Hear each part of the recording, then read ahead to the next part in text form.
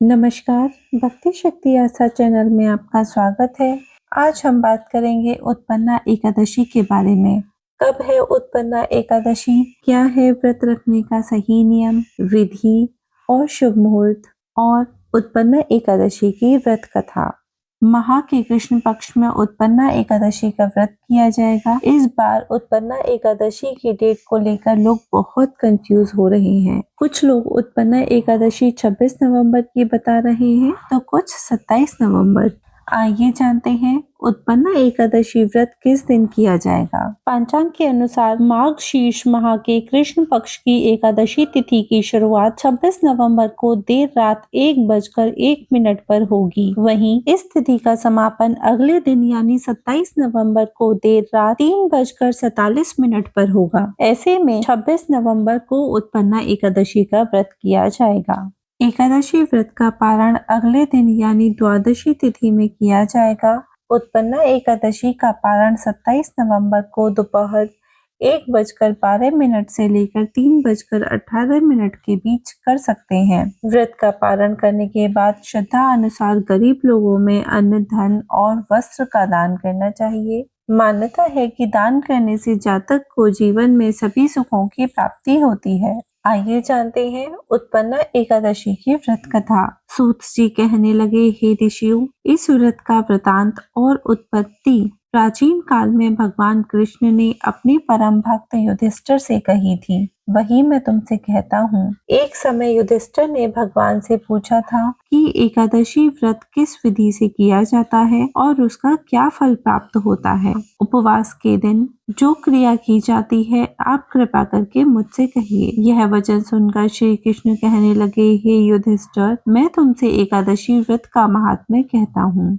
सुनो। सर्वप्रथम हेमंत ऋतु में मार्गशीर्ष कृष्ण एकादशी से इस व्रत का प्रारंभ किया जाता है। दशमी को सायंकाल भोजन के बाद अच्छे प्रकार से दातुन करें ताकि अन्न का कोई अंश मुंह में ना रह जाए। रात्रि को भोजन कदापि ना करें, ना अधिक बोलें। एकादशी के दिन प्रातः 4 बजे उठकर सबसे पहले व्रत का संकल्प करें। इसके पश्चात शौच आदि से निवृत्त होकर शुद्ध जल से स्नान करें। व्रत करने वाला चोर, पाखंडी, परस्त्रीगामी, निंदक, मिथ्याभाषी तथा किसी प्रकार के पापी से बात ना करें। स्नान के पश्चात धूप, दीप, नैवेद्य आदि 16 चीजों से भगवान का पूजन करें और रात को दीपदान करें। रात्रि में सोना या प्रसंग नहीं करना चाहिए। सारी रात भजन कीर्तन आदि करना चाहिए। जो कुछ पहले जाने अनजाने में पाप हो गए हों उनकी क्षमा मांगनी चाहिए। धर्मात्मा पुरुषों को कृष्ण और शुक्ल दोनों पक्षों की एकादशियों को समान समझना चाहिए। जो मनुष्य विधि के अनुसार एकादशी का व्रत करते हैं उन्हें तीर्थ में स्नान करके भगवान के दर्शन करने से जो फल प्राप्त होता है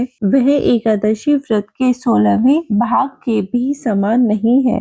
उत्पन्ना एकादशी व्रत कथा। धर्मराज युधिष्ठिर कहने लगे कि हे भगवान, मैंने कार्तिक शुक्ल एकादशी अर्थात प्रबोधिनी एकादशी का सविस्तार वर्णन सुना। अब आप कृपा करके मुझे मार्गशीर्ष माह के कृष्ण पक्ष की एकादशी के विषय में भी बतलाइए। इस एकादशी का क्या नाम है और इसके व्रत का क्या विधान है, इसकी क्या विधि है, इसका व्रत करने से किस फल की प्राप्ति होती है, कृपया यह सब विधान पूर्वक कहिए। भगवान श्री कृष्ण बोले, मार्गशीर्ष माह के कृष्ण पक्ष में आने वाली इस एकादशी को उत्पन्ना एकादशी कहा जाता है। यह व्रत शंखोद्धार तीर्थ में स्नान करके भगवान के दर्शन करने से जो फल प्राप्त होता है उसके बराबर पुण्य मिलता है। व्रत करने वाले भक्त को चोर, पाखंडी, परस्त्रीगामी, निंदक, मिथ्याभाषी तथा किसी भी प्रकार के पापी से बात नहीं करनी चाहिए। इसका महात्म्य मैं तुमसे कहता हूँ, ध्यान पूर्वक सुनो।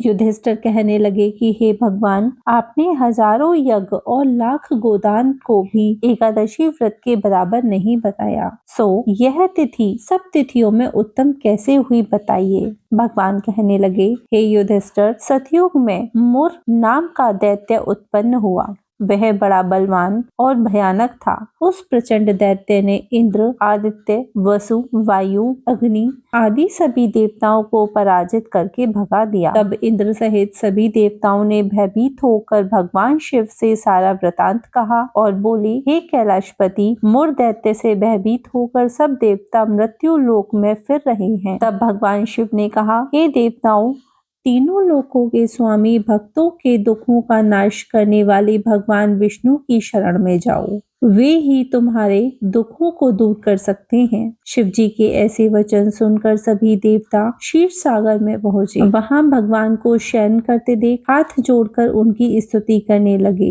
हे देवताओं द्वारा स्तुति करने योग्य प्रभु, आपको बारंबार नमस्कार है। देवताओं की रक्षा करने वाले मधुसूदन, आपको नमस्कार है। आप हमारी रक्षा करें। दैत्यों से भयभीत होकर हम सब आपकी शरण में आए हैं। आप इस संसार के कर्ता, माता पिता, उत्पत्ति और पालन करता और संहार करने वाले हैं। सबको शांति प्रदान करने वाले हैं। आकाश और पाताल भी आप ही हैं। सबके पिता महाब्रह्मा, सूर्य, चंद्र, अग्नि, सामग्री, होम, आहुति, तंत्र, मंत्र, जप, यजमान, यज्ञ, कर्म करता, भोक्ता भी आप ही हैं। आप सर्वव्यापक हैं। आपके सिवा तीनों लोकों में चर तथा अचर कुछ भी नहीं है। हे भगवान, दैत्यों ने हमको जीतकर स्वर्ग से भ्रष्ट कर दिया है और हम सब देवता इधर उधर भागे भागे फिर रहे हैं। आप उन दैत्यों से हम सबकी रक्षा करें। इंद्र के ऐसे वचन सुनकर भगवान विष्णु कहने लगे, हे इंद्र, ऐसा मायावी दैत्य कौन है जिसने सब देवताओं को जीत लिया है? उसका नाम क्या है? उसमें कितना बल है और किस आश्रय में है